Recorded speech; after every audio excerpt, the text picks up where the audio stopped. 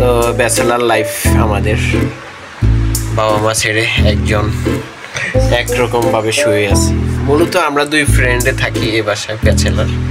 চারপাশে পরিবার, হ্যাঁ, কুঠের ঘরের মতো ব্যাচেলার বাসা, চারপাশে পরিবার, আমরা শুধু ব্যাচেলারের বাসা।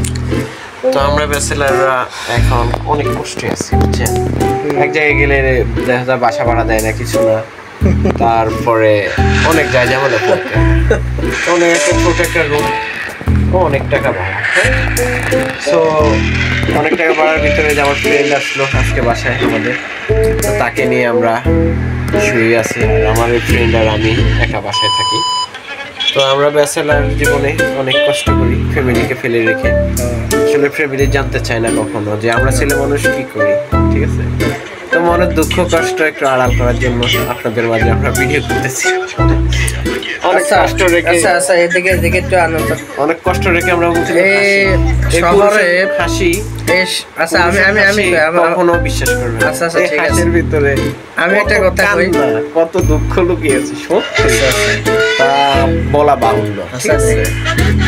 পুরুষের হাসি আর মেয়েদের কান্না কখনো বিশ্বাস করবেন না, দুটোর ভিতরে রহস্য থাকে, গভীর রহস্য।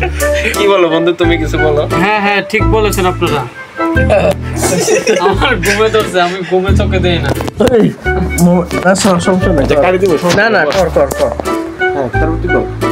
আচ্ছা, এই ব্যাচেলার লাইফে এই শীতের রাতে তুই সব থেকে কারে বেশি মিস করস? আমি আমার কম্বলকে খুব মিস করি। আমার কম্বল সেটা আমার সাথে আছে, আমার লাইফ সঙ্গী, লাইফ পার্টনার আমার কাছে।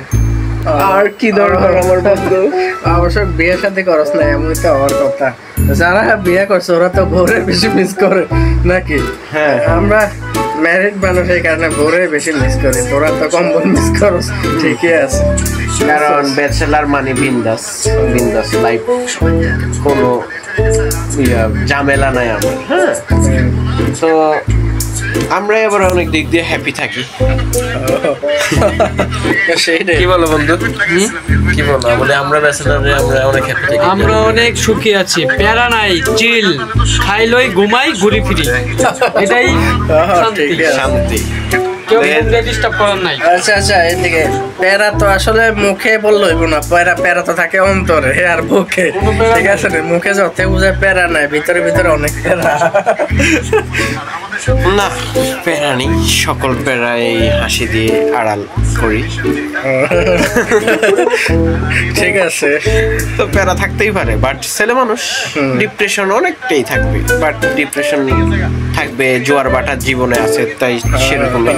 এখন আমাদের বাটা, আবার আসবে জোয়ার। আমার বন্ধুর জোয়ার আছে কিন্তু বাটাতে ডুবে আছে।